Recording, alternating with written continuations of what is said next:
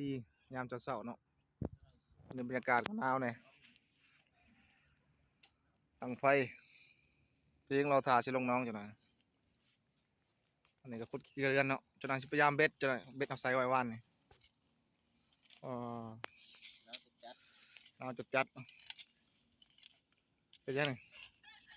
ถ่าขี้เรือนน้ำก่อนนะโอ้เหยื่อเดือนเลยหาเขียดแล้วส่วนหลายเอาเขียดไปพยายามเบ็ดก่อนเขาเนี่ย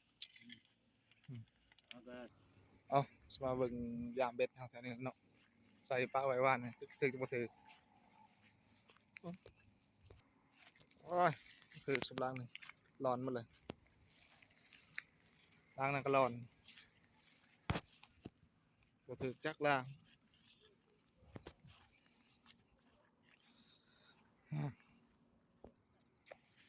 โอ้ยบ่ถือจักล้างเลยเบ็ดนี่นะ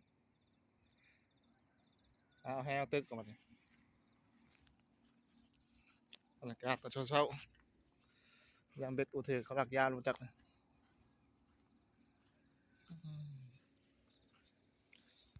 หนาวๆก็ลงเว้ยเอ็ดจักองศา12องศาอ๋อถลายมองเลย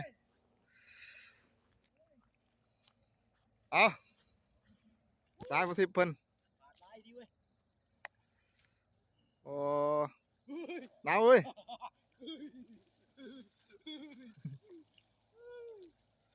บรรยากาศตอนเช้าๆเอาก็กำลังไล่มองตอนนี้เนาะกันได้กันสุดท้ายเบิ่งเท่านึงเอาใส่มองรอบช่องเนาะแล้วเพิ่นได้ปลาจักโตอยู่นี่อะไรเอ้ยได้จักโตแล้วปลาน่ะ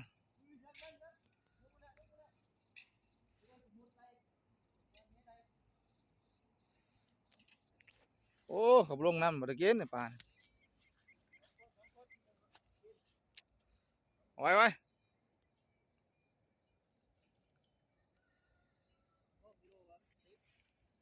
บรรยากาศตอนเช้าโอ้ปิดแล้วบ่ใส่บ่ใหญ่สำได้น่ะยกมือดูโอ้แต้มหนึ่งเดี๋ยวเราจัดไป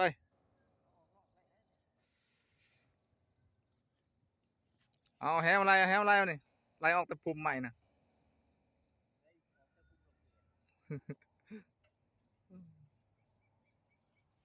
เบิ่งดูมองหน่อยนี่ก็ยาวมองได้